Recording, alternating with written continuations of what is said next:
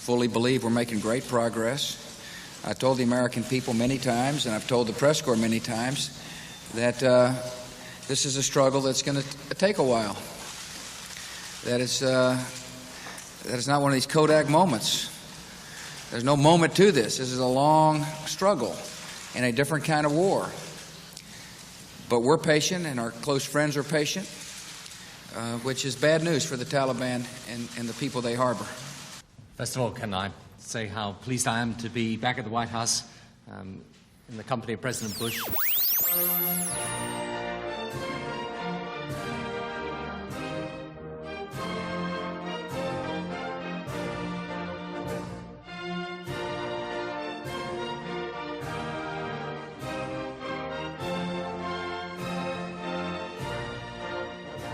Hello and welcome back to Podcasting as Praxis. I'm David and I am here with Rob. Hello. Alistair. Hello. James. Hello. And Jamie. Alright. How are we doing, Trips? I've just found out some shocking things about David Attenborough and I'm not sure how to take it. Is it that shocking though? It should be quite expected. Someone high up in the BBC has some fucked up views. Wow, what a novel surprise. Is he still even at the BBC? I thought he was like at Sky or some shit now.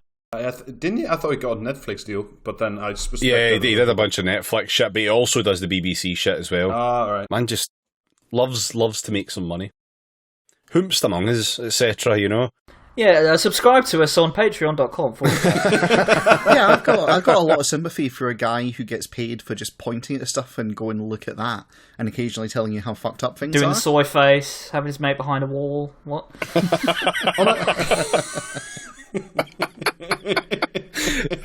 David Attenborough soy face. For real That's though, good. he's a Malthusian, so fuck him. Anyway. Yeah, fuck him. Yeah, but he Anyway, knows a lot about penguins. yeah, That's true. It's well, impossible to say if he's good or bad. well, rather than talk about one guy who really loves animals, let's talk about another guy who wants to fucking kill animals. Before we Keir do, Starmer can I- this week.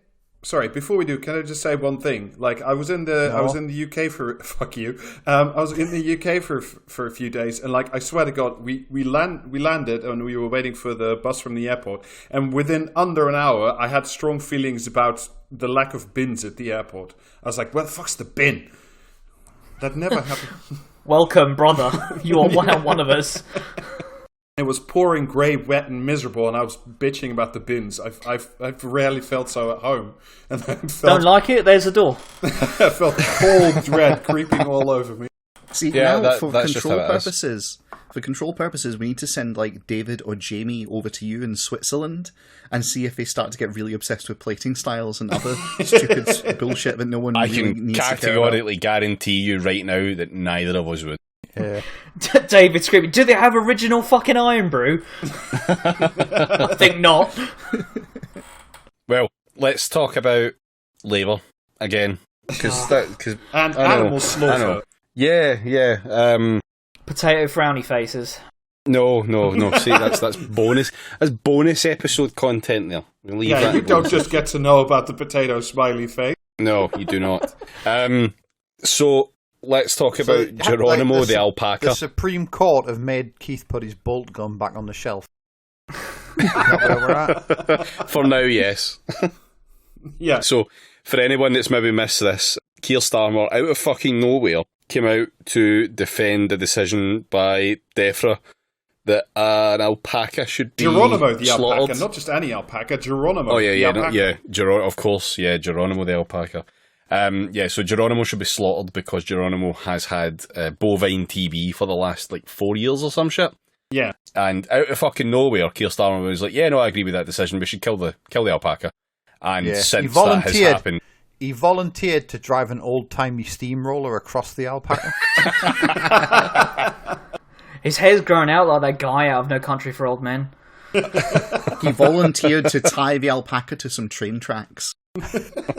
Since that point, the alpaca has now been granted a stay of execution after Keir Starmer came out in favour of the execution publicly and for no good reason. Yeah, well, because Corbyn said they shouldn't. No, they I do shouldn't think kill there it. is actually a reason. I'm reasonably sure that the the big brain labor thinking is as follows, because it's bovine TB, right? I mean, this is also why No, it's the reason is that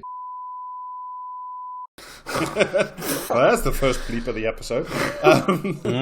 No, because this is also why we're doing a genocide on badgers, is to prevent bovine TB, and I'm pretty sure this is to No, this is to appeal to farmers, that other natural constituency of the Labour Party. Guys. Yeah. Shove it up their fucking arses. The annoying, right, so, okay, I actually know the facts behind this a bit, so I'm going to be that person and share them a little bit. There's How a dare very you good come onto this podcast knowing anything? It's like when Mick's on and makes us all look bad. No, Yeah. what can I say? Yeah, I'm going to be that guy that knows the facts. It's like, no, just talk about, like, fucking Keith wanking off. That's what people want. You know what I mean? Go mad for that shit. It's got to be a land of contrasts. Do numbers on fucking Podbean or whatever.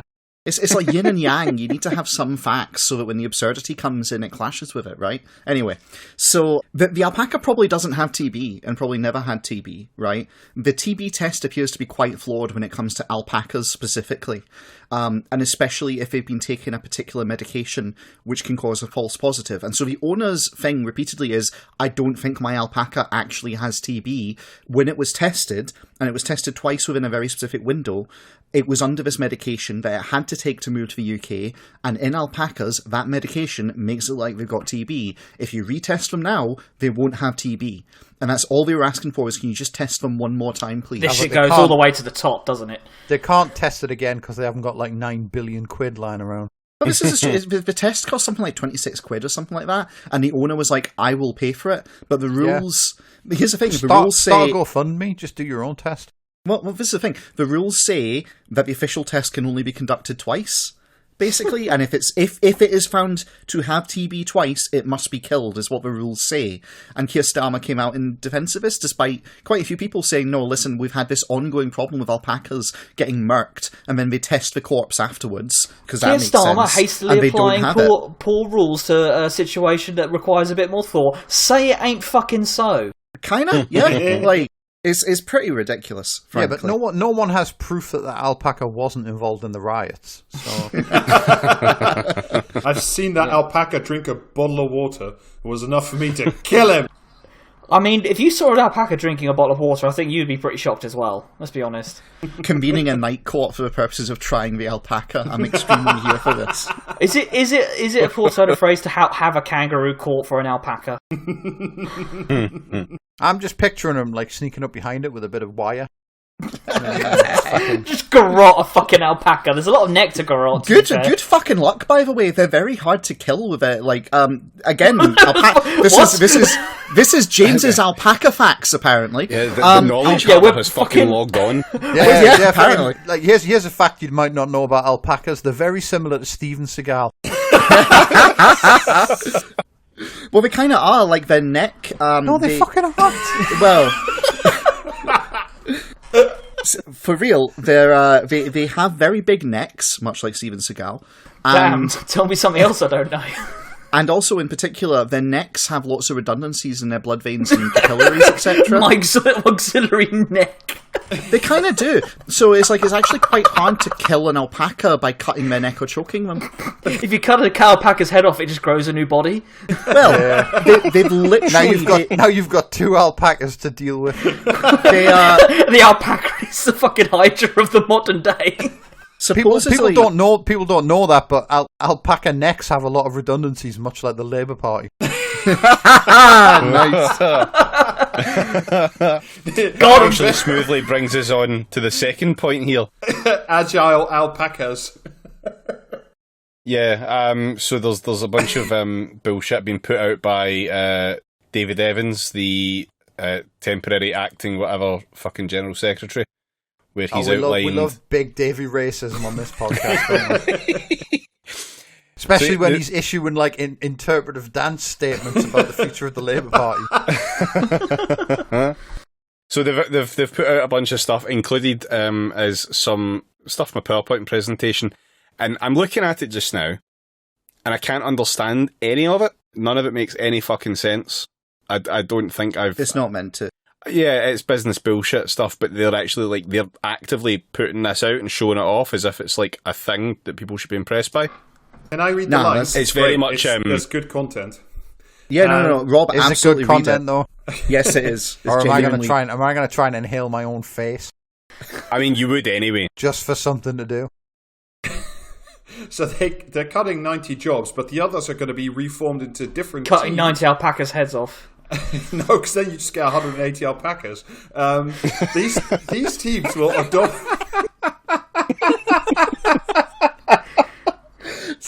Right, okay, great.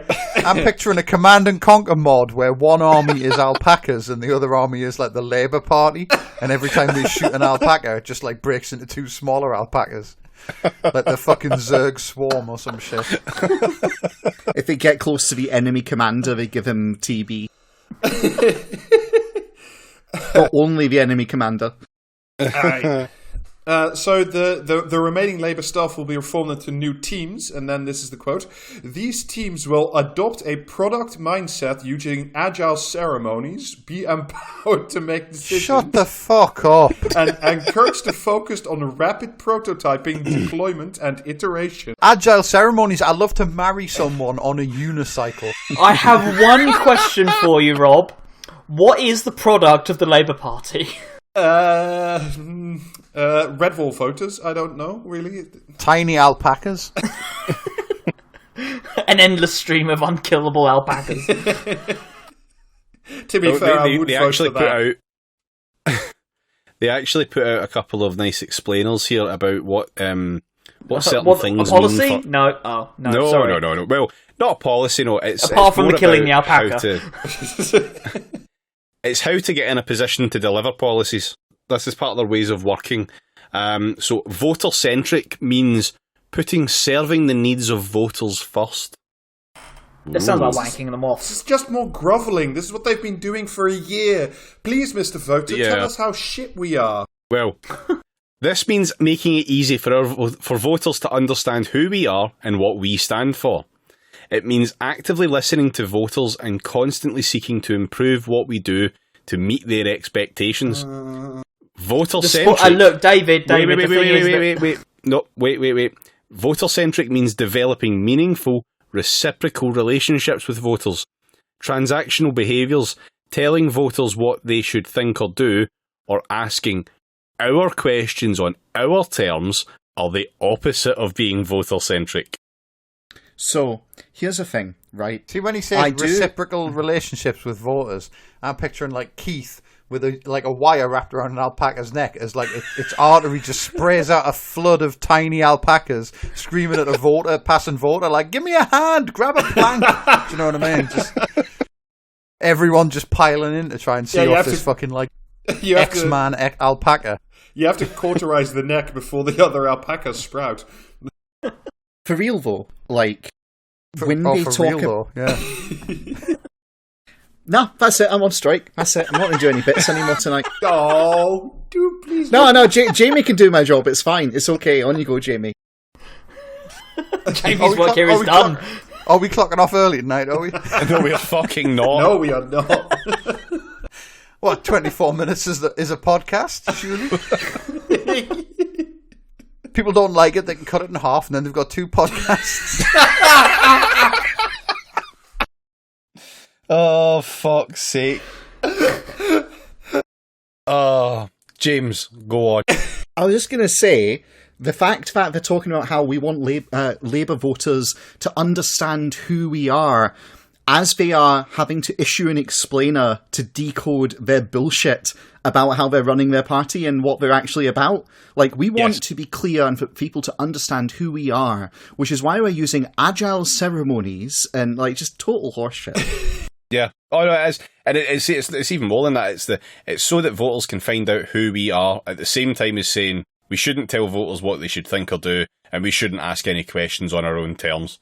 We should just be here, static, to receive the voter.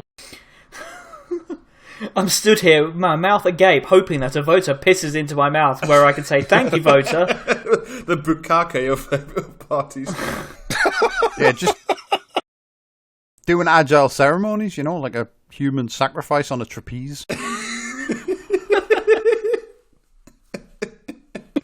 It's so bad. It's what it really is at the top they have manifestly fucked it up. They have manifestly shat the bed in every observable metric, right? You just need to look at their accounts, look at their vote share, look at everything, and they are terrible. They are bad at their job, and everyone can see it. But it is ideologically imperative that they stay on to keep the left out. Therefore, they need a fig leaf justification. And that's what this is. It's management bullshit to justify the reality, which is, well, we're staying around to fuck the left. That's it. It doesn't matter how bad we do, we're here to fuck the left. But because there needs to be a fig leaf that all the Labour right can point to and go, oh no, look, they've got an approach and all this kind of shit, we've just come up with some total horseshit. It's just the voter glory hole is what they've opened. Well, I've got a little. I mean, fair play to Big Davey Hate Crimes for being so shit at a job that he's not even officially doing yet. You know what I mean? I've got a very short article here that I'm just going to go through from the Express and Star, which is a regional paper in Wolverhampton. It was a short enough walk, but Sir Keir Starmer's stroll through Wolverhampton city centre certainly highlighted one of the key challenges facing him as he bids to win back voters. Is it a flood of unkillable alpacas that have taken over the city centre? It is not. As the Labour leader... Rob, do you need a minute to just purge the alpacas from your system? Did you good job ingest purging some those alpacas.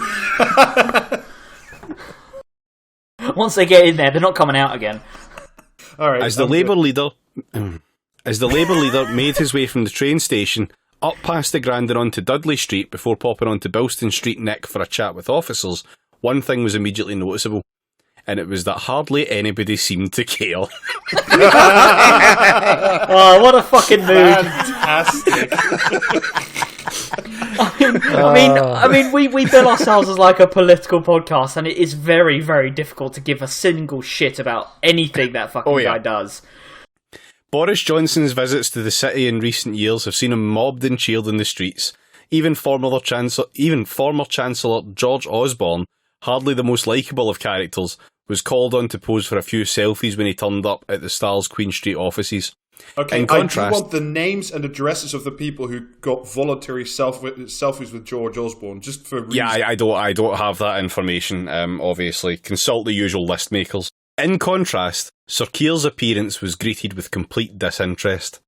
There was nary a murmur in his direction from any member of the public he wandered past, no requests for selfies were made, and no one called his name out.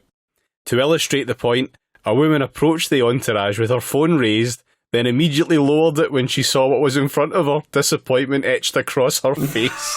It's just great, this image of Keir Starmer walking down some fucking high street in his enormous trousers with that stupid grimace that he has, and his arms doing that thing where it's just like, please stand normally. And no wonder people are having this kind of reaction. There is a strong sense that people either don't know who he is or aren't really bothered. Genuinely, if I ran into Keir Starmer on the street, I think it's 50-50 chance I'd actually recognise him. Seriously. Because he's just not got a very memorable anything. No, I'm sorry, but after... No, you have not photoshopped his face into enough uncompromised positions. That's your problem there. Do more Keiths, and you will know his face. The thing is, though, imagine if you see him in real life and he's somehow sweatier than he appears on photo. like covered in his sheen, like of a ham that you've left in the fridge too long. Mm. I reckon, honestly, if I ran into Keir Starmer on the street, I might mistake his bodyguard for him. I think if you ran into him on the street, you might worry that tin of chopped pork your gran's had in the cupboard since the war had somehow escaped containment. Oh. Do you reckon that every time you perform an agile ceremony, you get +1 to charisma? Evidently not. Demonstrably not. Like opening a supermarket on a trampoline.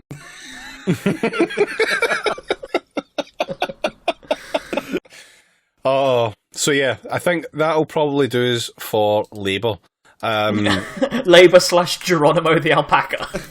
Yes. I like to imagine that's just it. That's what will probably do us for Labour. Full stop for all time. That's it. They're done. And an ignominious end for an ignominious party. See, you say that, but I've got scores to settle, so we will be back on Labour. There will be retribution. Honestly, that's going to be their campaign slogan in 2024. But there will be scores to settle. No, that'll do us for Labour. So I'm just picturing now the horsemen of the Labour apocalypse and David astride an alpaca coming for Keir Starmer's head.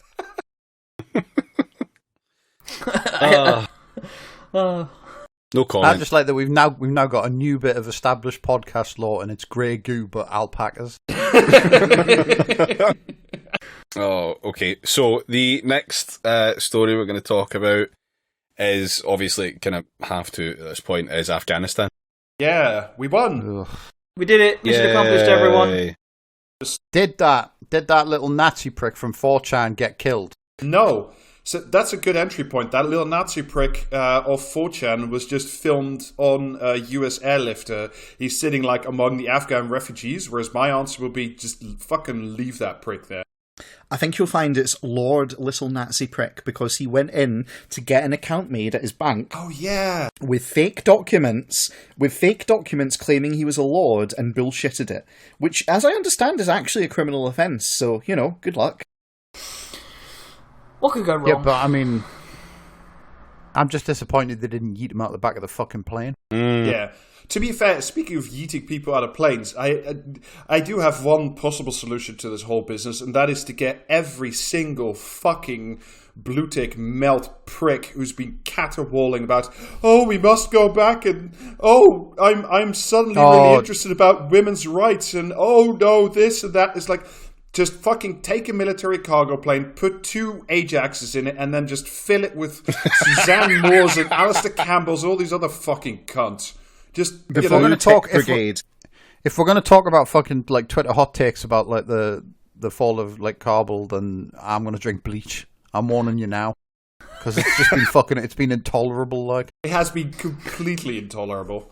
I mean, and I suspect the reason that it is so totally intolerable is because the neoliberal Warhol centre cannot. I don't want to hear from a bunch of fucking pricks whose main concern is that their fucking like favourite army looked bad. Yeah. Do you know what I mean? They've like fucked up another country for 20 years and then just abandoned it. And now it's like, This is exactly it. It's the exact same energy as people fucking raging about Games Workshop making Imperial Guard not as good. That is, that's pretty much it, though, isn't it? It's like, you know what I mean? They backed this as the solution to all the world's problems, and it would deliver a progressive, like, stable democracy, and instead they pissed $1 trillion up the wall into like fucking Blackwater's pockets or whatever. Did literally nothing but make the country fucking worse, and then just abandoned it.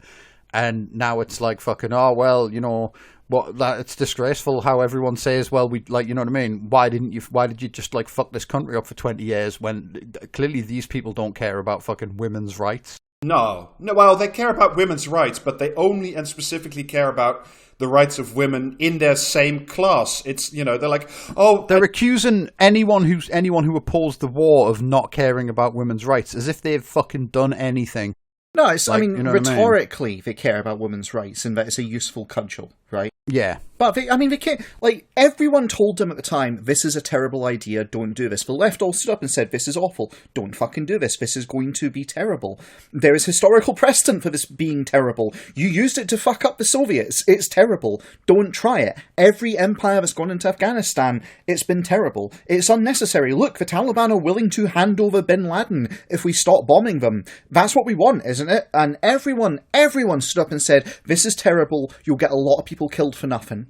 Finally, it's come to roost, and we've proven that yes, they got a bunch of people killed for nothing, and they're doing everything in their power to say that everyone is to blame for this thing they wanted to happen other than them. Yeah, but look, Jimmy Bullock is not interested in your hot takes right now because he's just too sensitive right now. What a rare melting flower he's been in the last fucking 72 hours. Fuck you, Jimmy Bullock. I was gonna go on to say as well the insane focus on like women's rights as well. Like do you know what I mean? It's weird, isn't it, that it's only like women and children that they care about in Afghanistan?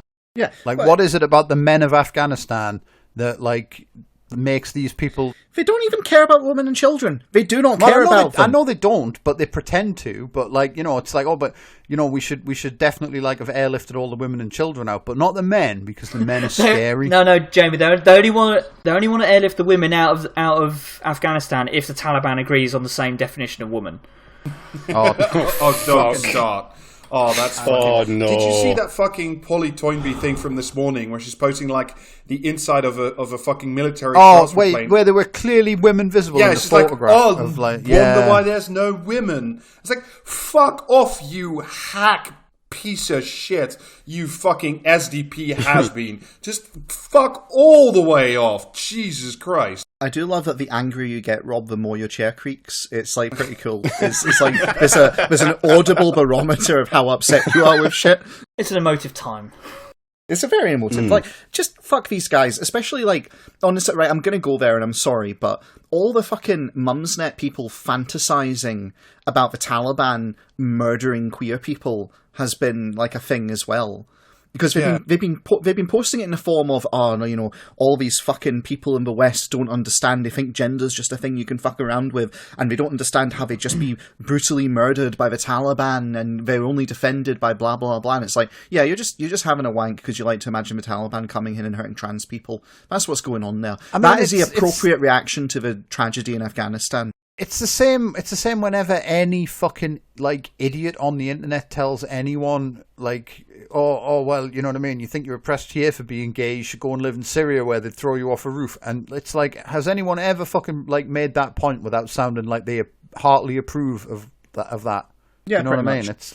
It's like you didn't give a fuck about, drone strikes on weddings or hospitals being exploded. That was just the cost of doing business. That was just fine. And also you believe the fucking bullshit that every bit of exploded ordnance was actually a militant that was killed. Like, get the fuck out of here. That's how you bring progressive democracy to a country, by like fucking, you know what I mean? Hellfire missiles into every wedding. Yeah. Paint the bombs pink. Listen, one Twitter user gave us a very simple solution to all this. Easiest option, airdrop so many handguns and ammo that every single person there is armed. Either they will oppose the Taliban and make a new system, or they will be armed like us, so there isn't any country that would willingly try to invade. This Problem you can solved. only fucking write if you're a totally bird-brained American who's like the Second Amendment nut job. It's like, do you think that if Afghanistan is short on fucking anything, it is guns? I don't think you could get a gun anywhere in Afghanistan without a lengthy permit process. The guy who wrote that definitely has strong opinions about age of consent laws. Yes, it's a libertarian. Actually is a libertarian. Well, Jamie fucking got his number from a million miles away. Amazing. But I mean, like, just in the broader context, I mean, this thing's been going on for 20 plus years. Like, I was 18 when this fucking thing started, or 17. I can't fucking even remember anymore. Like, this is permanent war, and we did nothing. We accomplished fucking zero, and now they're all caterwauling. It was like, oh no, we got to go back to show we accomplished something. It's like, we did 20 years, and we did the episode with Nate a couple months ago. Like, we spent more than $2 trillion on Christ knows what, mainly military contractors. And then, like, what the fuck are we going to do? Like, do we have to go back? Like, what is it you want? Yeah, but if we leave and abandon the country and it looks like we lost, and people compare it to Vietnam, well, then Tony Blair looks like a prick. And Look, we can't have that. Jamie, what we'll do is we'll just get the fucking British Army on its own to go back and do something in Afghanistan without the support of the US. I'm sure a plan which I'm sure will only go swimmingly. Sit in a fighting vehicle and oscillate. Like the British Army, who notoriously when they went to Afghanistan, the Americans were like, well, we got the British with us, they'll be pretty good. Then they all showed up, and America went, fuck me, the British Army's gone downhill, they can't do anything, and just started taking all the jobs off them because we couldn't trust the British Army to do anything. Well, and I mean, like, David's ex-military, right? So fuck off. I am not. I mean, surely you know what people are like in the fucking army. Do you know what I mean? Every single person I've ever met who was in the army was a fucking clown. Do you know what I mean? Yeah. Like, yeah. So, Present company included. For full disclosure, I have never properly been in the military. I was in the cadets. Qualify properly. I need to I will get acted so fucking hard if people think I was in the army, for fuck's sake. David was merely a child soldier. It's very different. yeah, didn't they make you like Archduke of the Cadets because you were one of the only ones that knew which end of the gun to point forwards? Fuck's sake.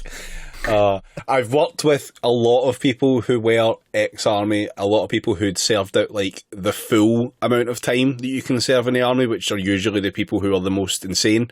Full of clowns, absolutely chock fucking full. The whole thing is a circus. And then, like, for now, we have to like move forward, and now we're having the world's dumbest debate about, should we recognize the Taliban as a government, or should we just pretend that there's some cunt sitting in an office in Dubai? Juan Guaido's on his way, I hear. This whole thing is so stupid. They basically, like, America's pulled out because America's got exactly what it wanted. It negotiated everything it wanted with the Taliban. It agreed to have its policy objectives in Afghanistan met, and they're like, all right, okay, we're done. We can pack up and go now, basically. They basically talked to the Taliban and said, you're going to do the pipeline. The Taliban said, yeah, we'll do the pipeline. You're going to do X, Y, and Z. And the Taliban said, yeah, we'll do X, Y, and Z. And that's it. They're done. They got what they wanted. Like, all right, we can leave then. Fair enough. We'll call it evens, and they're out. The problem is they can never admit that. They can never admit that it's an imperial exercise. And so it's an important lesson for everyone, really, that you should settle for the draw. Yeah. Yeah, an unmitigated draw. But all the rhetoric that took us into Afghanistan, it was always about how it's not an imperial venture. And the reason we pulled out is that it's nakedly an imperial venture and we've got what we want in the end. Well, and also we're just doing like a fucking brutal cut and run at the moment. Like Macron today was already talking about how Europe needs to close its borders to stem the flood of refugees from Afghanistan, and like the thing is though, Rob, the thing I liked about that was the way he dressed that up in the same kind of language that fucking Keir Starmer used to call talking about those redundancies. It's just like migrant flows and shit like that. Yeah. Just utterly dehumanizing nonsense. And the disease stuff as well. Like talking about fucking, COVID vectors. Like, diseased crap. This is not just to bring my own fucking country into it for a change. Yes. I was going to raise this, Rob. This morning at the Dutch, and also, by the way, the Swedish embassy, as I read later. Mm-hmm. When Afghan employees of the Dutch embassy arrived in the office on Sunday morning, they were flabbergasted to find that the Dutch had all left without telling them anything. They just fucking picked up and left. So 37 Afghan employees of my fucking country's embassy and their families, so about 200 people, they're just living at home because they showed up, and we just literally packed our shit in the middle of the night and told the people who worked with us and translated for us and did all the, the stuff. They were the intermediaries between the Imperium and the Afghan, and the Afghan population. We just fucking cut and run. And I swear to God, if you think immigration debates are vicious and stupid and insensitive in the UK, and they are, like, you haven't seen a fucking thing yet. You haven't seen what the Netherlands does. It's fucking, I'm so grossed out. It's even with Sweden. They literally told their employees, see you tomorrow. And then they turn up to the office the next day and there's just no Swedish people. They're gone. That's it. And this matters because it sounds like both these embassies got a lot less racist overnight, if nothing else. Yeah, that's bad. But there's also the fact, like, and I hate to be the real downer on this, but this is just how horrific it is. All of those people who worked in those embassies are going to be killed, and their families are going to be murdered. Probably, yeah. No, certainly the Taliban are on record. Anyone who worked with the imperial factors in Afghanistan, they are going to be tried and convicted and murdered. And that's it. But maybe not, because, the newly appointed president of Afghanistan is a distinguished professor at the Pentagon-funded National Defense University in Washington, D.C. And he worked at the CIA-friendly Voice of America for more than 20 years. And he was trained by the British Army. So surely a man like that can never commit any crimes. Again, we, the Imperium, got what we wanted in Afghanistan. We cut a deal with the Taliban. basically to control the geopolitical situation and to ensure that capital gets to do its thing with the pipeline and all the rest of it. And in exchange, we're going to let them run the country however the fuck they want, as long as it doesn't impede on those areas we care about. The Taliban have said, you know what? Okay, we can live with that. And that's it. It's done. The deal's in. It's so fucking disgusting. Like, I'm so fucking disgusted that we have to sit through this fucking caterwauling of these people like, oh, we must now go back, and what about the refugees? And it's like, you fucking people, every single time there was talk about refugees, whether or not when they came from Libya or where they came from, when it's about boats, there was that fucking Labour councillor cunt talking about reinstating a home guard to like patrol our shores. Oh, like, fuck, get I forgot the about fuck out of here. Yeah. This mealy mouth bullshit. I'd forgotten about Dad's army, but for the Navy. Yeah. I mean, I swear to God, if tomorrow fucking Twitter decides to give Donald Trump his account back, all these same people will have forgotten all about it. They'll all fuck off somewhere else. It's like, genuinely, it's about 30% people who've really drank their own, they've drank the Kool-Aid, they've bought their own drank their own piss about it. Yeah. Basically, yeah. Yeah. It's 30% that, and it's 70% of people going, well, what was our rationale for going in at the time?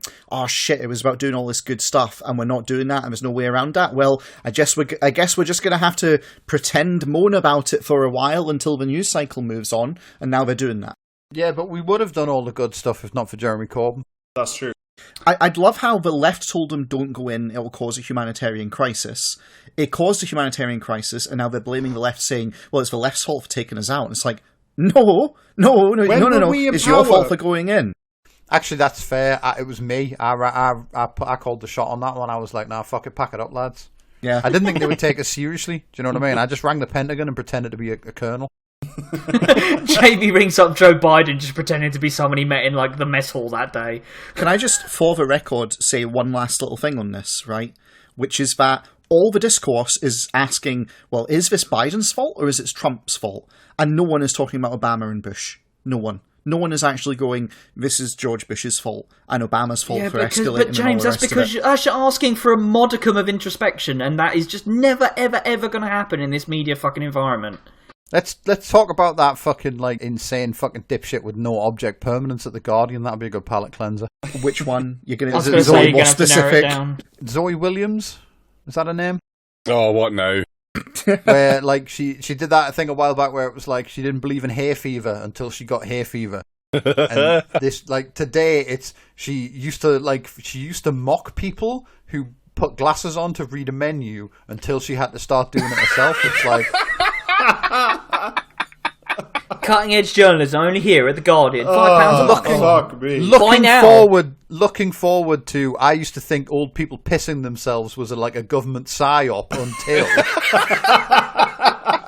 The great thing about that joke, though, is the idea that this woman's still going to be writing for the Guardian in her 80s, and I believe it. Fucking hell, they'll all... Yeah, 100%. Colour me surprised that a Guardian journalist finds it difficult to put themselves in other people's shoes. Like, tell me it ain't so. They'll all be sitting there in like their standing bath, in their little chairlifts, bashing out columns about how migration's got a little bit too out of control. I reckon Nick Cohen probably puts themselves into other people's shoes, but not when those other people are referring.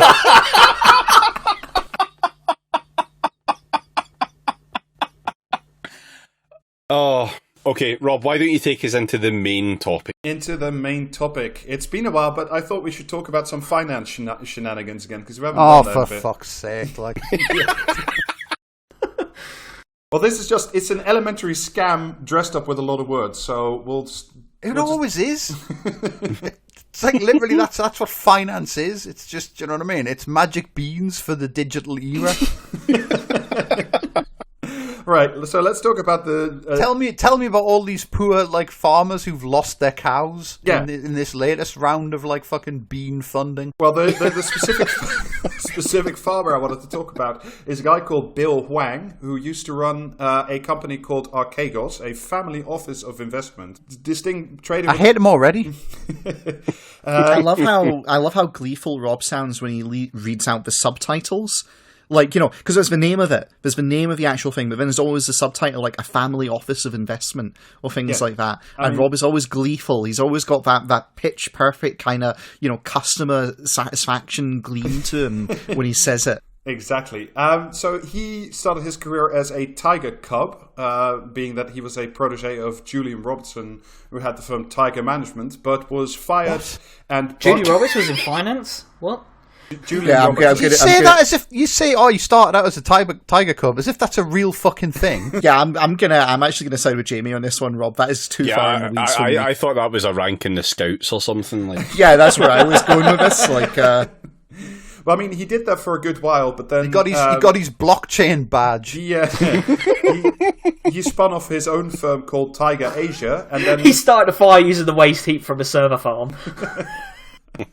And then, but then was unfortunately banned from doing public trading by the Securities and Exchange Commission because of insider trading, and paid a $44 million fine. So what he did, Rob, out of curiosity, do you know how much money he was worth before this fine? Oh, more than 250, easy, because.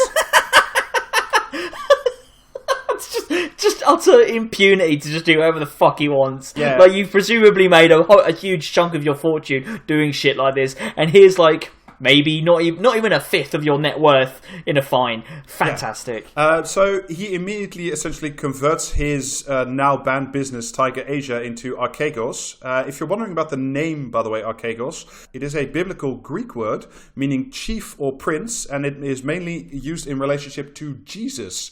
So he called himself, he called the company after Jesus, essentially, the Jesus Family Office. So you're telling me he's not got a super high opinion of himself? No, not really. I mean, he's very... No, I mean, if he had a super high opinion of himself, he'd have called the company Sex Jesus. Like, in English, do you know what I mean? I would bank with sexjesusfinance.com. To be fair, like, you know what I mean? There's all these videos of him talking to, like, congregations of mainly South Asian Christian communities, where he says things like, my investments are not all about money, and that God has a certain long-term view. I love it when a finance guy has a fucking congregation. That seems like a good combination of things to overlap. Is he one of these prosperity gospel dipshits? No, he's just it's weirder. My goal is to nurture capitalists that benefit the world that God loves, he said 5 years ago. Money is a gift that God has given me to share with others, but not... See what it is. When this prick dies, Jesus is going to tune him the fuck up. That is probably true. So after paying the fine, he starts Archegos in 2013 with $200 million of his own money. Wait, was he arrested or was he done for insider trading because he was like communing with God? The ultimate insider trade. And the main important bit about a family office in US law, and I think you also, I know you have them in the UK, because on our first premium episode with Riley, if you remember when we talked about David Rowland, he also employed a series of family offices, because essentially the law thinks, well, that's your own money. You're not trading with other people's money. So we don't really give a fuck what it is you do inside a family office. So basically between 2013 and earlier this year, he takes that $200 million and builds up a total net worth position of about $20 billion. So that's a nice chunk of change, about tenfold increase in his wealth, or even more, I think. I think. What did you say? 2 billion? 20 billion. 20 billion. I think 20 billion is a few more than 10 times more than like 250 million. It's 100 times more. So like so he does very well for himself. 100. Welcome to Podcasting is Praxis, the maths podcast. Yeah. He was just #blessed, right? Yeah, he was very #blessed. And the main way he did all this was with a very weird trick called contracts for difference. One weird trick. Investors hate him. Yeah. So #one weird trick investors hate him. It's called prayer, Alistair. I picture him like he's sawing a woman in half and like money's just shooting out of her fucking like body. Like the alpacas. That's it. He opened an alpaca business, right? Just whenever he needed to sell another alpaca, it was just like, quick, and new alpaca would be formed. So he uses this method called contracts for difference, and they are a bit relevant to this story and also how the whole thing comes tumbling down at the end. So I'm going to briefly take you through what they are.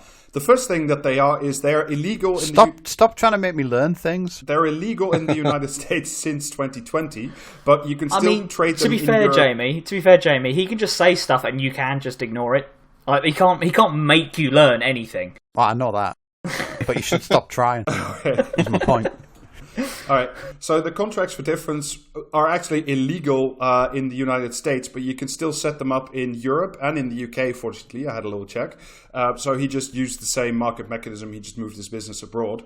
In places where they are still legal, they are subject to barely any oversight because they're quite complex financial instruments, and regulators essentially think that people like you and me don't use them. It's only banks and family offices with a lot of money. Yeah, and when has a bank ever fucking done something highly, highly dangerous to the economy? Yeah. Definitely not in recent fucking memory. Using complex financial instruments they didn't really understand at all. Not that that's foreshadowing where this is going at all. So how do these work exactly, Rob? Right. So essentially a contract for difference is a derivative. It's a bet. Right. Yes, with you. I think it works, right? He stop me if I'm wrong. He just takes a big pile of money and he hides it under a bucket, and there's two other buckets and he shuffles them around, and then you point and the money's not under the bucket. Jamie, I'm going to stop you there. And he gets to keep it. I'm going to stop you there because you're wrong. The way these... That's quite a single punchline I was expecting, I've got to be honest. Hang on, we're allowed to do that. Yeah. Comedy is the subversion of expectations. No, essentially what it is it's a bet. What Bill Hwang specifically did is he would take out a series of contracts where he bet against Goldman Sachs or other banks. But in a given period, usually a day or a week, but quite short, the price of a certain stock, specifically usually Viacom or Discovery, would go up or down, and he would always bet on the up. And if he was correct at the end of the day, always bet on red, baby. Yeah, exactly. That is genuinely what he was doing. He was, in the broader sense, he was betting on red and then betting on red. But we'll come to that. So the contract for difference is essentially you go to Goldman Sachs and say, I bet that the stock you hold in Viacom is going to go up on the day, and I will pay you a certain fee for this bet. But if I'm picturing literally any one of us rocking up at Goldman Sachs and asking them if we can bet on stocks, and they just tell them to fuck all the way off. Well, I mean, that's why we have Robinhood now. That's essentially why GameStop happened. But that's it. Anyway, this is a side discussion. So essentially, they're bets, but the most important thing is the bet that you make is on a contract, and you never take ownership of the shares that you're betting on. So the shares keep being owned by Goldman Sachs or Credit Suisse or another bank. You just own a contract that says this is the bet and these are the terms, and you have to pay me out if the price of Viacom goes up or over. So, see, I joked earlier at night about you having the Prima strategy guide to the United Nations, but that's literally what this sounds like. Do you know what I mean? This is how you get a glitched weapon in fucking Warcraft or some shit. Do you know what I mean? Yes, that is. Follow this series of obscure arcane steps, and you'll get a +3 sword. Speaking of clarification and +3 weapons, right? So, who is the +3 weapon in the scenario, Rob? Is it Goldman Sachs who are on the other end of this and get paid if it's wrong? In his specific case, the way Goldman Sachs makes money is the first is they take a management fee for writing the contract. I can't remember whether that's flat or not, but they just take a cut essentially because Bill Hwang and Archegos asked them to draw up these contracts. They would also get more money if the price of Viacom didn't go up or down. And there was... Essentially, the other side is linked to movements in it needs to rise more or less than the interest on LIBOR, but this is a bit more complicated. So on LIBOR, LIBOR, London Interbank Offered Rate, which was scammed. No, I'm not interested then. Well, the thing that got fixed, scammed and manipulated for years by Barclays and a series of other banks. I've read a book about it. Maybe we'll do an episode about it. We're at no risk of committing LIBOR. But the most important thing is, like I said, if you're using these these contracts for difference, you don't own the stock. You just do the bet, because what you're betting on is the difference between the start and the end of the contract and the price difference between them. So what you can do is you can own, quote unquote, like $1 million worth of stock of Viacom, but you can pay $100,000 to $200,000 for the privilege of this contract. So you're not physically owning anything, you're just taking the bet that it is. And because it's a bet and not an ownership, you can borrow money from Goldman to make up the difference. So he put in like 100,000, Goldman would put in the other 900,000, and that would make up the $1 million. But the money that I would place in would only be 100,000. So like that way you can own a truly gigantic amount of stocks and shares without actually putting in the actual money necessary to genuinely own them. If that, listener, let's just be crystal clear: the upper end of the economy is a casino. yes, This is not hyperbole. It's not a joke. This is not this is not humor.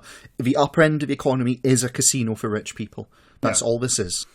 And the other way, like Goldman Sachs is involved in this, is Goldman Sachs, apart from doing its own trading, is also what is called a prime brokerage house. So what they do is like they have a huge amount of shares and securities and bonds and other things that they sit on for other purposes. But rather than just sitting on those assets and like just taking the interest, they will also at the same time like lend out these securities to guys like Bill Hwang. So Goldman Sachs was taking a management fee, giving Bill Hwang money to loan him money to make the trades, and then also loan him the securities that they'd loaned him money with leverage to write the contract on the shares that he didn't own.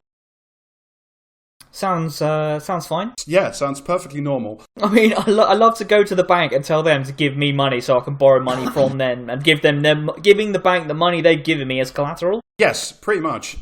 So it's important to understand that not only is the upper end of the economy a casino, I mean that quite literally. It's both the betting shop and the loan shark. Yes, that's exactly what's going on here. Yeah. And the other thing that's important about these contracts for difference is that because you don't actually own the stock, you just own a piece of paper with the terms of the bet written on it, the contract for difference, you can own a huge amount of stocks in a company without having to say that you own them, because you don't really own them, quote unquote.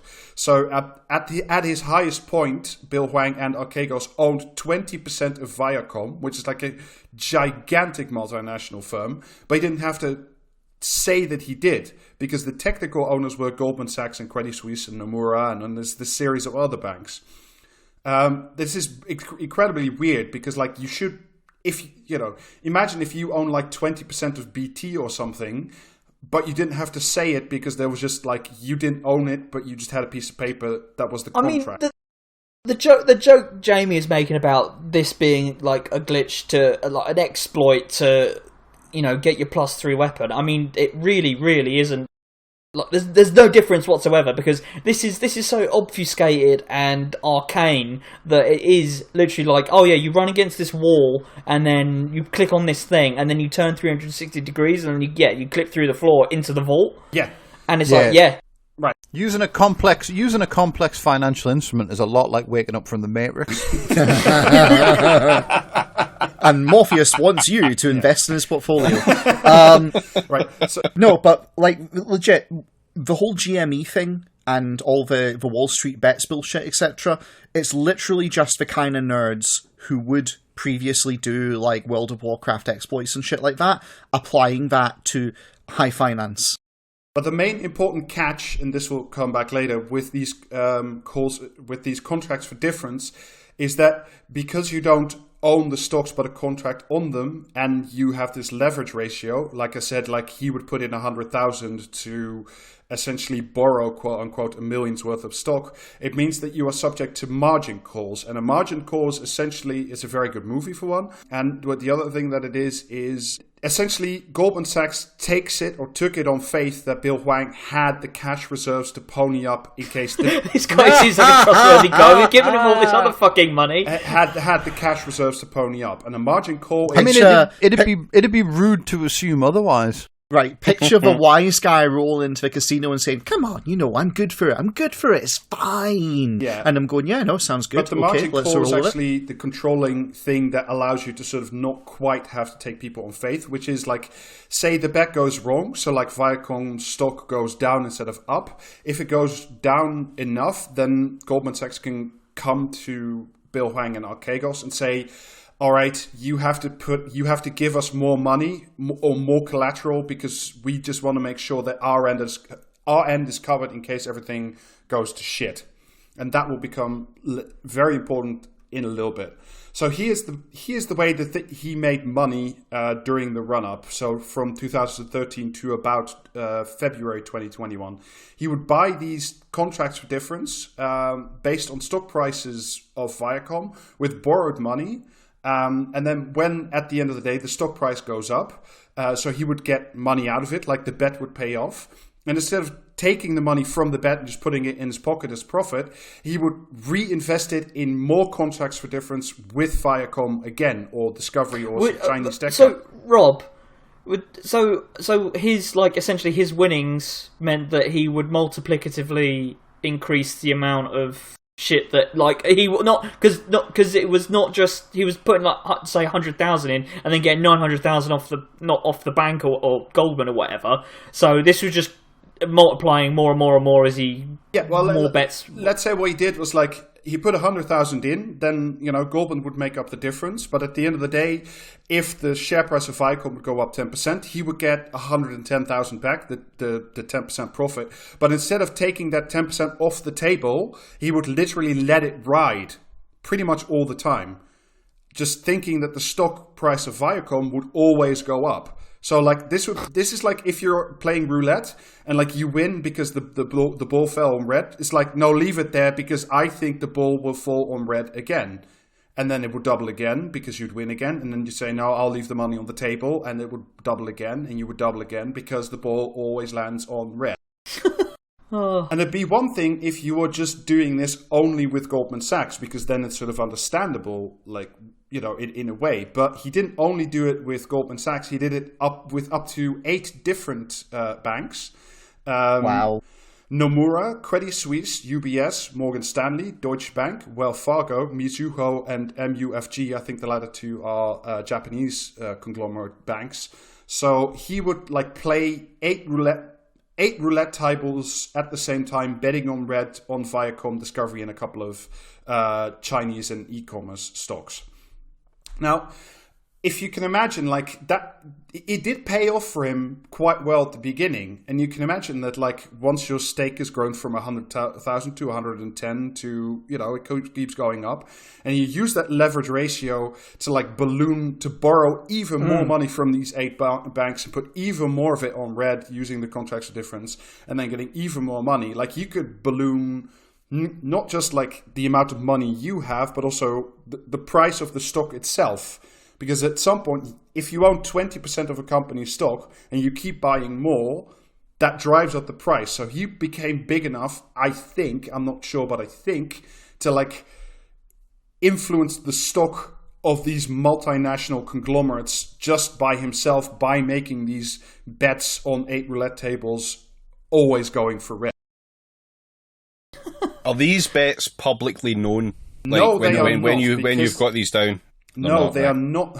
They're not known for 2 reasons. The first is they're derivatives, so they're not real trades. They're just agreements between you and Goldman Sachs. You don't have to publish them. Mm-hmm. There was supposed to be rules for disclosure on these derivatives. They were written into the 2008 Dodd-Frank finance reform bill, but they've still not been put in place or activated because the banks have been fighting since 2008 to stop exactly these kinds of things from being applied. Is there anything stopping someone who's aware of it from saying that they've got that bet? No. I mean, you can say under insider trading, or you can go to if you work in Archegos, you can just if you wanted to.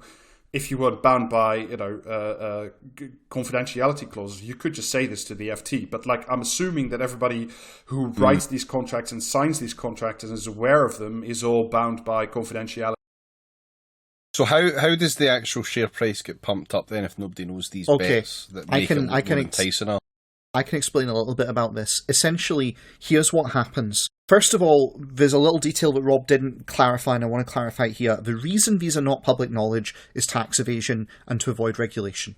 That's pretty much it, right? That's the whole name of the game. That's why they want to move everything off books and keep it all in derivatives and all in these so-called black markets. Black as in dark. You can't see what's in them. It's a black box, essentially. So the government has no oversight of it. That's what this is all about. Yeah, the technical term is the shadow banking sector, which makes it which sounds very attractive. But makes it sound very Tom Clancy, doesn't it? It does a bit. But the reason it pumps things up is as follows. You go to the bank and you come to this arrangement and they go, okay. But they're not actually taking a bet, because what they turn around and do is they make counter investments on the other end so that they are balanced if it actually goes in your favour. Some other schmuck ends up holding the bucket at the end of the day. And in a roundabout way, you starting to place massive bets on the direction a stock will move, to balance that out, the institutions have to start making counter moves, bouncing, basically making the same sort of bets so that they can afford to pay you out and so that they don't lose money. And inevitably, it ends up coming back that someone somewhere realizes that, there's all this money is riding on the direction of this stock. Therefore, being able to know the direction that stock is moving in is actually important. And if all these people who have serious money think the stock is going to go up, I guess that means the stock is going to go up and I should buy. And often they will do that as part of their counterbalancing action. So although it is supposedly derivatives, it's actually not. It's all integrated. But apart from the counterbalancing, which are completely correct on, James, David, how it means that I like how they get complimented on being correct and I get yelled at. Just got to be correct, Jamie. Is that sounds made up. Archegos again didn't own the stocks in Viacom. They owned the contracts, the bets, the contracts for trade. Mm-hmm. But as the bets that they placed with Goldman Sachs got bigger, Goldman Sachs has to buy more shares because the bet gets bigger every time. So if Goldman Sachs, on behalf of Archegos, buys more stock, the price goes up. And if 8 banks are doing it at the same time, then the stock goes up even more, because simply more. Okay, it's just the actual ownership is hidden through these contracts for different.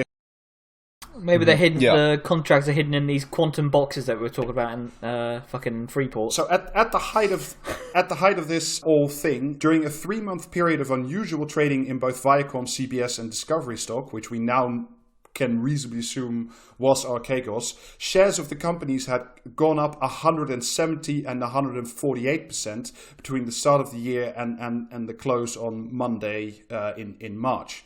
So they were the best performing stocks. So if the initial bet you can make is large enough, you can just push the entire price. You can get 170% value increase in these companies, and therefore for yourself. See, when you say we can reasonably assume, who actually did assume that for legal purposes? For legal purposes, it was the Financial Times that assumed quite a bit of this. It is an assumption which neither we nor the based on available data that we can be reasonably sure about, but we cannot know for 100% certain, just for legal purposes. Yeah, said the Financial Times. That's fine. Okay. Yeah. The point where it goes, so not only have these stocks risen massively, but he's also increased the amount of borrowing he's doing versus the amount of actual money he's got in his back pocket, because he keeps putting it on the roulette table. The difference between the amount he's borrowed and the amount that he has is, in some trades, according to the Financial Times, goes up to 1 in 20, which means that for every dollar he has in an actual bank account, he has borrowed 20 more dollars. Which, that's pretty... Seems like a good ratio. Yeah. And what's the ratio between the money he theoretically has, including his borrowed money, and the money that's in circulation because of the leverage? The total exposure of Archegos, so the total money out there in the world in all these contracts and bets that he had with 8 banks, was $50 billion. I don't know how much actually... I don't see a problem with that. He's got options out there, his contracts is $50 billion is circulating, of which... there's a much lower percentage is money he actually has, of which 1/20th is the amount he actually has. Sounds fine. I don't see any problems with any of this. No, Well, unfortunately, there is a slight problem, which comes in March 2021. I mean, the most shocking thing about this story is that there's ever a consequence, really. Is because Viacom, because the stock has risen so much, they decide to offer $3 billion more in extra stock. They just want to cash out on the share price, and they just think it's a good way to earn some money. So why not do it? But because there's now a bit more stock available on the market overall, the overall share price goes down. You know, there's more of the same, and the share price goes down not that much, but enough. And this very small decline probably causes a margin call, if you remember them. That's when the bank says, I'm not sure, like, we're not comfortable with the amount of money you have outstanding with us. You need to give us some more, like, backlog money to make up. It's when the man holding the cards goes, hold on a second. Yeah, this is essentially when the bank goes, do you actually have, like, is your credit card limit big enough to cover all these bets you're making? And we would like to see some proof of that. Unfortunately, are you a real person or three children in a trench coat? A little bit, and it's bear in mind the thing that's caused this is he's put such massive bets on it that it's driven the price of it up, which has led to the people who issue the stock to go, oh, we'll issue more and we'll get more money off the back of that because of his demand for it, which has caused the stock price to dip ever so slightly, which is enough to invoke the margin call, which gets the bank to turn and go, hey, actually, you're good for this, right? If it goes tits up, you're good for this, right? Show us the paperwork just so we know you're good for it. I mean, it's not gone tits up yet, but, you know, we had a bit of a wobble, so you are good for this, right? Yeah. So, which then leads to the following situation. It is can reasonably assumed by the Financial Times and other journalists, and I think by ourselves, is that he didn't have the actual cash in hand money. Oh, to pay up. My poor... No. But what happens then... He's not a real boy. But what happens then is to make up, like, to get the cash needed to pay off Goldman Sachs, he has to... He knocked over a really, really big post office. He has to sell some of his other positions and contracts for trade out there in the world. But when he starts selling those, the underlying shares in the banks become available, and they start selling some of them. So then, because then the share price dips a little bit more because he has to dump a little bit of the volume, it's not Goldman Sachs, but I don't know this, but let's speculate. Maybe it's Credit Suisse that comes knocking next and say, well, the share price has gone down, minus 0.02 to minus 0.03 because you had to sell a small volume.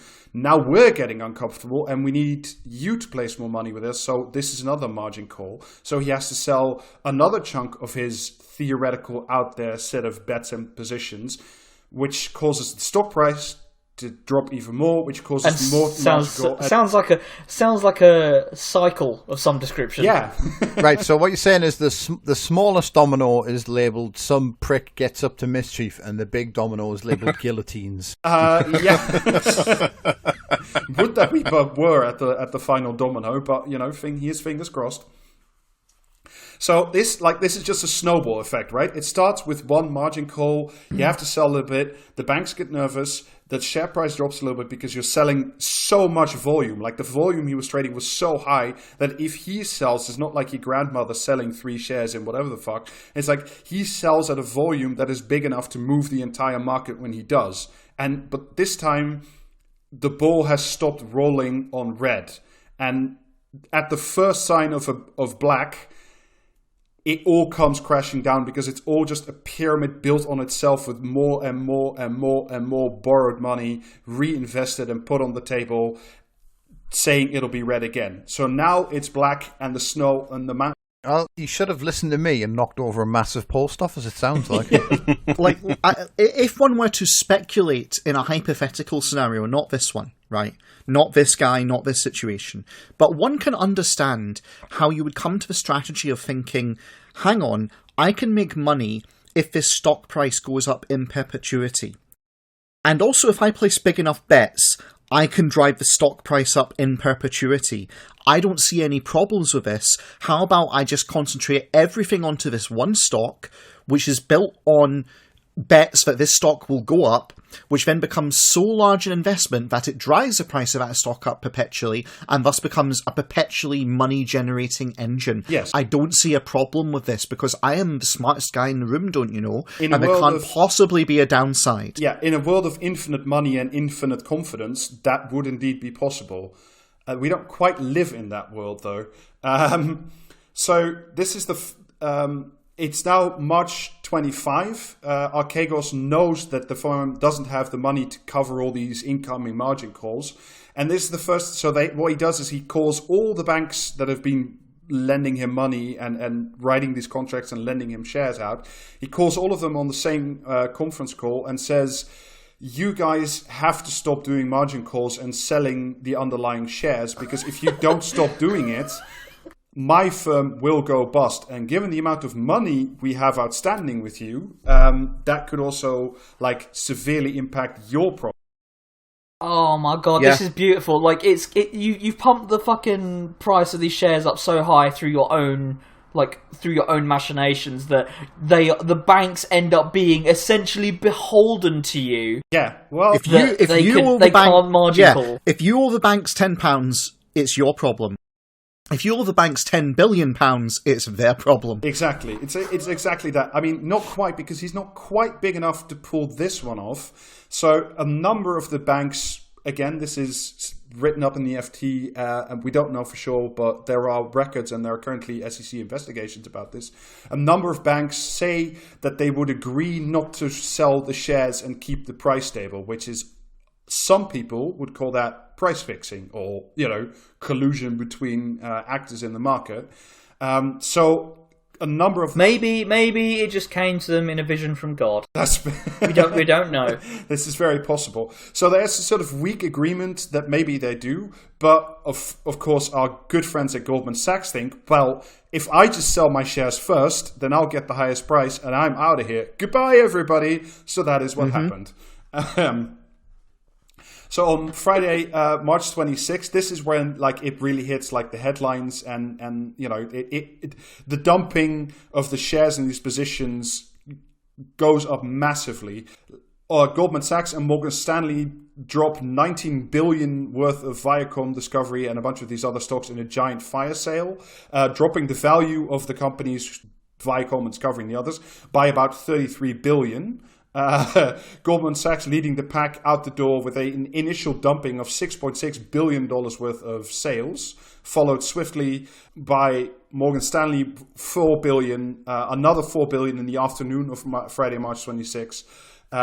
So, everybody's now selling, which of course causes the price to tank. It causes essentially Archegos and Bill Wang to go completely bankrupt, because there's no more, everything's just come up on black now.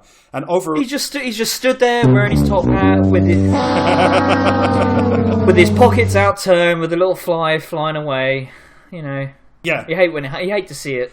It's very important to know illustratively that this is how Wall Street works and why Goldman Sachs are successful. They do Prisoner's Dilemma, where they basically go, yeah, everyone, we're all agreed that we're not going to do this thing because it's mutually in our interests not to do this thing, right? Right, okay, we're all agreed. Then the second they get out of the room, they knife everyone else in the back really hard to walk away from it, by selling them all out.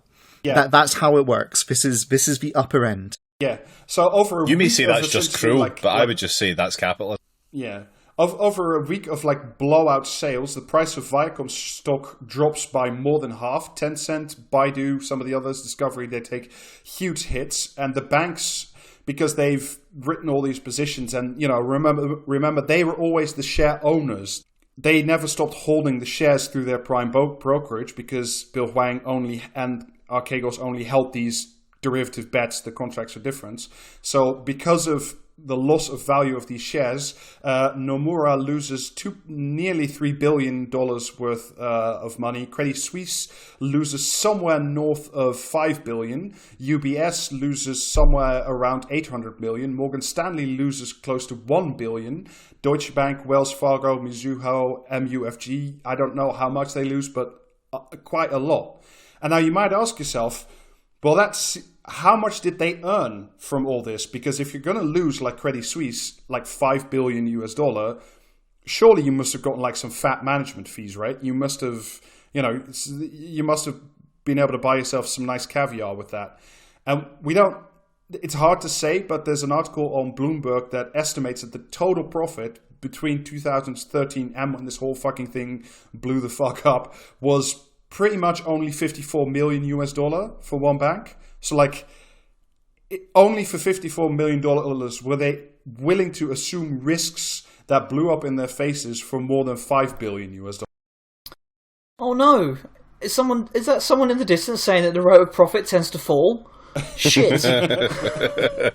I mean, and of course, the only way that this shit is all possible is because we live in the age of cheap infinity money if you are an investment bank. Because, interest rates are on the floor. You can always get more money from the Federal Reserve, from the European Central Bank, from the Bank of England, the Bank of Japan. They can just get infinite free more money. And Riley and Trash Future have talked about it way better than I ever will. But therefore, if the money is always free and you can always go back with a wheelbarrow to the central banks to get some more, why not do these arcane, stupid trades where the payoff is so small and the risk is so high? Because essentially, you're backstopped by, if not by the central bank, then by the taxpayer. Because these are systemically important banks, remember? They can just fuck around and find out, because at the end of the day, they will be made whole, or there'll be infinite more money to come. Never mind. Yeah, I am genuinely convinced that the 2008 banking crisis that we all saw wasn't really a banking crisis. What it was the exact moment that capital completely and utterly took over the world and became basically the rulers of us all. And simultaneously completely lost the plot. Yeah, well, that's the thing. It's like they now run our economies very explicitly. It was always constructed to sort of be that way for a while, but that's when finance took the mask off and said, "Look, we're in charge. We're in charge. We run this shit. This is ours. We own you. We decide where the money goes. And de facto, we choose public spending because if we do not like something, then we will crash parts of the economy and you'll have to gut whatever we don't like to pay for it, essentially." And the world just went, yeah, okay. But one of the reasons that this didn't snowball even further into an even bigger crisis, because remember, Goldman Sachs and Nomura, Credit Suisse, all the others, they don't have all their money themselves. They all borrow from each other interconnectedly all the time. But because they are banks, with the word bank written on the door, they are affected by new rules that say you have to have a certain amount of real hard cash locked in a vault somewhere, capital, to make sure that you can actually make good on these trades. So essentially, some of the rules of Dodd-Frank and what the Bank of England did with ring fencing and stuff, they did actually work. So that's one of the reasons this did catastrophize outward into a bigger problem. But that's only in relation to companies that have the word bank on them somewhere in big golden letters above the door. For all these other weird things, the family offices, shit like Greensill, Bitcoin, NFTs, the shit, we've never really talked about it, but the special purpose acquisition vehicles, all the shit in the shadow banking economy where it's not a direct trade between two buildings with the word bank on the door. All this shadow finance is wildly unregulated, completely opaque, invisible, and when it blows up, like this one did, fortunately, not in a global catastrophe-causing way, we have no way of knowing all this shit, because even though, as I said earlier when David was asking about it, there are supposed to be rules in place about these derivatives, and people should be forced to give their position and say, this is how much I own, even though I'm a family office. But of course, well, it's just whose bank is it anyway, where everything's made up and the money doesn't matter, right? It's just fucking, like you say, it's simpler than that. It's simpler than that. You can't do that. That's illegal. Yeah, but then, what if I'm not a bank, but I'm a family office? Oh, well, then it's fine. Then it's completely legal. Don't worry about that. It's all cool. It's all good. It's also worth remembering that when you talk about it was fine because they had to have some real money lodged somewhere, that's actually kind of not really the truth. What it actually is, the currency reserves, is about money held notionally with a central bank. And in a roundabout way, it's basically there's an agreement with a central bank to backstop this stuff if it's run through regular banks and is in site of the, jurisdiction and regulation in theory, right? It's all the stuff that's off the table that nevertheless does touch on banks is going to be the shit that really kills us in the end. The next financial crisis is going to be companies surrounding big shares and stuff like Apple and all the rest of it. Like, that's going to be what fucks us. Like what we're seeing now. Like, I mean, with Greensill is another great example of shit that's gone horribly wrong. And, like, I encourage you strongly to listen to the TF episodes about that. Yes. The next crisis won't come out of the stuff that we've seen before. I mean, quite probably not. Like, it won't be the US housing market. It won't be internet stocks. It won't be... And what we keep doing, it will be something like this that will come out of nowhere where everybody's going to hold up the fucking hand and say, oh, we couldn't possibly have seen this one coming. This is completely new. And the reason it's completely new is because we don't want to be in control of this shit anymore, because this is incredibly hard. Like, this is opaque finance shit. Wow, it sounds almost like another catastrophe that's happened very recently. It's like...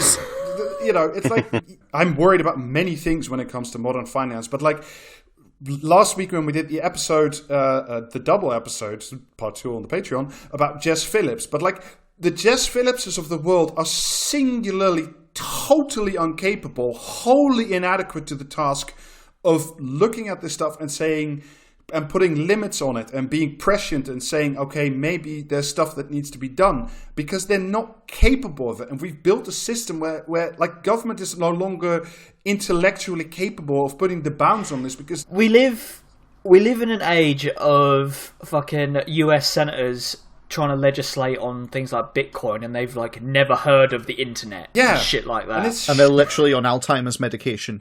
And it's shit like that. Like, we have fucking US senators going to the fucking floor of the Senate holding a snowball in their hands that they kept in the fridge to show that climate change isn't real. Do you think those fuckers understand this? Do you think someone like Jess Phillips is capable of understanding it? I didn't fucking understand it. I probably still don't understand it. I just spent like a day reading about it, and I hope I tell an interesting story. What is required, right? Basically, finance is, under capitalism, it is the lifeblood of your economy. It's the stuff that actually dictates the flow of resources and of human lives within your economy. And so what's required for this is you need to regulate by basically going, these are the activities you're allowed to do, anything else is illegal. But they will not do that, because the entirety of liberalism is predicated on this idea that you only regulate things that explicitly get out of hand, and you have to be very specific. So you don't get to go... then. Well, you don't...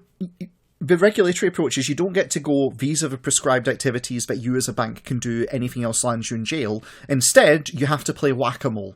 And that's a fundamental problem. Yeah, I mean, and you only regulate after the fucking horse is bolted. Yep. This guy was just able, and he was only able to get these introductions and like get this far because he had a past with a different investment firm. So all these guys, they knew each other, and he had, to be fair, he had 200 million in his pocket because he only got, like, by comparison, a tiny fucking fine. But it's, again, we've said it on a couple of episodes now, it's a big fucking club, it's a small club, and you're not in it. Like, none of us are fucking in it, The UK government is currently doing a year-long review into the rules that was set up post 2008 that separated, like, investment banking shenanigans like this from retail consumer banking. That's just like you with a normal banking account and maybe a mortgage or something. And they're doing a year-long... where if I go into the bank and ask for money, they tell me to fuck off rather than just give me some, Yeah. And they're currently looking at whether or not this separation should be maintained, how it should be maintained, and, what the rules should be going forward. And, of course, the banking sector in the UK is already pushing for, well, maybe the banks would actually be safer if the investment bankers were allowed to play with your consumer deposits. Why not? What could possibly go wrong? And, that's not on the fucking front page. We have to make time and room for fucking Gabby Hinsliff to write about TERFs or some other fucking bullshit about Boris Johnson's haircut. This stuff, the material shit that will eventually blow up in our faces, and, not to do an MMT thing, but like the shit that we will all have to pay for when it blows up with another round of austerity and bedroom tax too, and all that fucking shit, and more 0 hours contracts, and all the rubbish that you associate with your life is never on the front page, is never explained. And when we have the fucking Jess Phillipses and Lisa Nandys and the Keir Starmers of the fucking world in charge, and they won't be in charge, they don't get it, and they won't, and they can't, and they will not, because they are liberals, and it's just, we have to put a fucking stop to this shit. What is to be done? Are you saying that we should do something to, like, fight against liberalism, perhaps combat it in some way? I'm merely asking the question, what is to be done? What is to be done? A similar response. Fair enough. Okay. I would also have accepted. Oh, okay. How about then we lighten the mood with some comment or commentariat? Oh, that sounds great. Yeah, that'll work. And what if I told you that the comment or commentariat was a special Afghanistan edition? Woo! Prepare thyself for take. Love a good game of random or specific dickhead. Yeah, that's the game. I yeah. would also have accepted dickhead. I listened to the recording of Ben Wallace's interview and thought he sounded genuinely distressed at the prospect of what would happen to people left behind in Afghanistan if we couldn't get them out quickly. I despise the Tories as much as anyone, but he sounded like he actually really cared, so credit where credit's due. Let's hope he can translate that passion into meaningful action. Comment or commentariat. This is James O'Brien. Has he found another new favourite Tory, like a new little pet? I'm going comment. Go on. Commentariat. Yeah, commentary. Alright, Rob, you going commentariat as well? Yeah. That was a comment in The Guardian. Of Worth course. noting, by the way, that Ben Wallace, the defence minister who was greeting about these people being left behind, is a former director of Kinetic in 2008 or some shit. So, like, Kinetic during the with 3 Qs. fucking Afghan War. Yeah. Yeah. So, yeah, fuck that guy. Right, next one. There is a reason why we have police forces. Without them comes the rule of the violent, the triumph of the thief. Without them, the rule of the violent. Okay. Without them, there is no law worth having and no freedom that endures. Yet the relief that US power seemed to be receding didn't appear to create an understanding that a Western alternative would need to be created. Instead, the alternative to American power has been Assad power, Putin power, Xi power, and now Taliban power. Yes, Xi the power. end of Pax Americana is proving to be the end of Pax. Comment or commentariat? This is commentariat because they're under the illusion they can write. Save me, President Xi. Jeez. That opening with its profound, shall we call it, language, that's someone who honestly, genuinely believes they can write, and that they're being very, this will win them their Pulitzer. This is commentariat. Yeah, this is commentary. I'm going to go comment just to be contrarian. Okay, that was the wrong choice. It is commentariat. That was Daniel Finkelstein in The Time. Oh, great. Yeah. Big I like how brain Jamie takes didn't as even well. get to place a comment or commentariat there. No, Jamie did. Jamie muttered like, oh, all right. And I just took that as an answer. And he was right. You see, the system works. Right, yeah. Most efficient allocation of resources, commentariat edition. Right. Biden's speech utterly undermines the sacrifices already made by American military forces. 2,300 dead. Was that not worth it, Mr. Biden? Will you tell their families that? And secondly, it grates against the virtues of courage and valour that may very well be required in the future. Fuck off. Possibly, Yeah, whoever this is can get in the fucking bin. possibly in a mission that makes more sense than the I Afghan love one. to honor the courage of brave Marines in fucking Afghanistan doing shit like running over someone's taxi because you think they stole some fucking wood. Yeah, courage. That was Iraq. Oh, Either way, well, I fucked my. Either way, appealing to the decadent bourgeoisie's gated community instincts is a recipe for disaster in a nation that will sometimes need to fight for its people and its values. Comment or commentary? Comment. I have to say as well, I don't give a fuck about any of the Western troops that died in any of these wars. Do you know what I mean? It's like, You play stupid games, you win stupid prizes. As far as I'm concerned, it's like, oh, I'm supposed to cry about like some dipshit who had like a fucking swastika tattoo and was flying like a fucking SS flag off his fucking Jeep or whatever, and he accidentally got killed by an IED on his way to like bomb his 15th wedding of the day. Oh, fuck off! I don't give a shit. Do you know what I mean? But also, it's like the 3,000, or what was it, 3,500, 4,500 US soldiers. It's like, oh, okay, so we're just going to pretend that no Afghans died and they don't matter. No, it's only fucking, Pete from Was the Kansas ratio that not something like for every single US service person that died during Afghanistan, like 70 Afghan civilians died or some something shit? like that, yeah. It's a ludicrous fucking number. Anyway, comment or commentary. It's comment because it's all over the place. It doesn't have a consistent tone through it. James, if we've learnt anything, that is not a disqualifying factor. No, I've got a strong feeling this is comment. All right. I think, is it Brendan? It has Brendan-ish vibes to it because about that shit about the bourgeoisie. I'm feeling commentariat. It was commentariat and it was Brendan. And you're right, it wasn't consistent, but it was Brendan. Yeah, okay, fair. Yeah. Brendan, my Achilles forehead.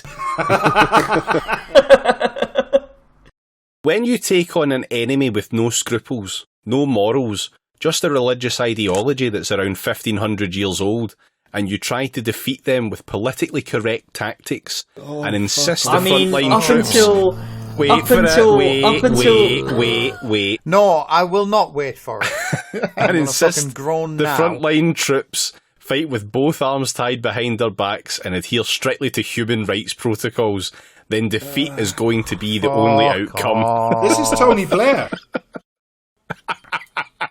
The West you can only win a conflict by doing war crimes all the time. Any concept of like the rules of engagement, that shit does not matter. What you need to do is you need to piss on every single corpse you can. You need to use chemical weapons at all times. Alistair, was this Marine A writing for the Sun? I beg that you let me finish this one. The West have forgotten how to win, thanks to the left-wing pacifism that has pervaded the West over the past 40 years. Woo! You can't beat a ruthless enemy by being nice, as this debacle has proved once again. Either the troops are allowed to fight as they've been trained to, or you accept that the West will never win a war again. The options are that stark. Comment or commentary. God damn.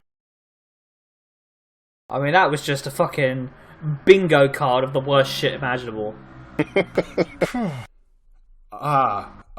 I feel genuinely quite sick after hearing that. I'm going to stick with my original guess. I think this is Tony Blair.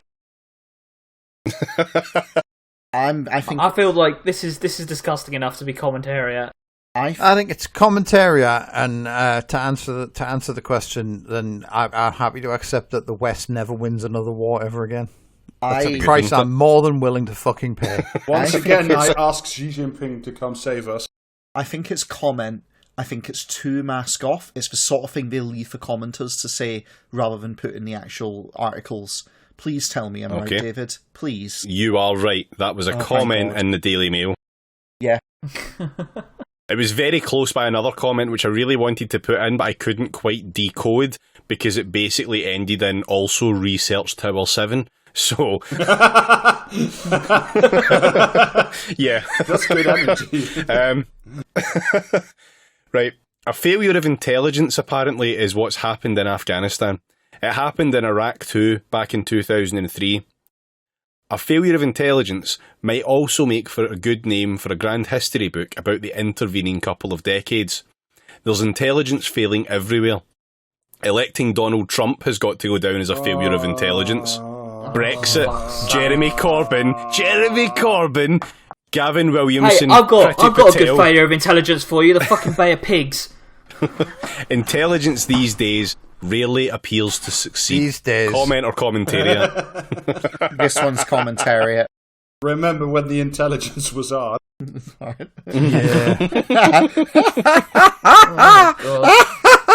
Yes, Rob. Nice. Love it. Right. Commentariat, I guess. It's commentariat. It's commentariat. It is commentariat. That was Tom Peck in the Oh, independent. fuck that guy. Oh my god. Okay, last one. Oh, fucking The fine. US military Christ-like. weren't the US military weren't routed by the Taliban, and they weren't routed in Vietnam either. For Everyone stay calm. For political and domestic reasons, they pulled out of both futile wars. The conflicts were stupid, ill-advised, and doomed to failure, but the US military were hardly routed in either case. Some accuracy rather than sensationalism would be welcome. Comment or commentary. This isn't blood in my mouth. It's victory wine. I mean, is there anything as famous as a defeat for the Americans as the fall of Saigon, where literally a picture of a helicopter rescuing American diplomats and shit? I think fall of Saigon is like inflammatory language, and you should call it the gentle lowering of Saigon. I use Saigon advisedly because we all know it's Ho Chi Minh City. Okay, that was your comment or commentary for this week. So what was the answer? Wait, hold on. Yeah. Oh, you did never I actually not answered. answer that one? Fucking Oh. chase it for more. Do you know what I mean? We're getting off early. All right, okay. Jamie's like, stop asking for fucking homework. Yeah, fucking hell. Yeah, that was a comment in the Daily Mail, and I think we'll kind of head towards wrapping it up there. Just like normally we would ask like for donations to the Patreon, etc., sub and get the free episodes and stuff. However, at the moment, Haiti is kind of fucked. They've had like a lot of fucking shit happening. There's been an earthquake, there's a fucking tropical storm, everything's fucked, everything's shit. So we would, rather than encourage you to give us money, maybe fling some money towards them. So we've found a couple of charities that are doing work in Haiti. One of them is the World Central Kitchen, and there's also Soil, which is there to improve sanitation in Haiti, which obviously, as you can imagine, Soil, post the buy fucking now, earthquake. buy now. We're also linking this little known charity called the Clinton Foundation, which does a lot of good work in Haiti. We are not doing that. No. But yeah, seriously, please do consider giving a bit of money if you can. If you can't, no worries, obviously. Like, we're not going to fucking scold you for that shit. And if you still want to and can subscribe to the Patreon, then also feel free. We will also not fucking scold you for that shit either. Except if you're on the 500 quid Patreon. Because then Yeah, you deserve to be except for scolded. that. That's right. So I think that will probably do it for us this week, folks. We'll see you all next time. Bye-bye. All right. Bye. Bye. Cheerio. See ya.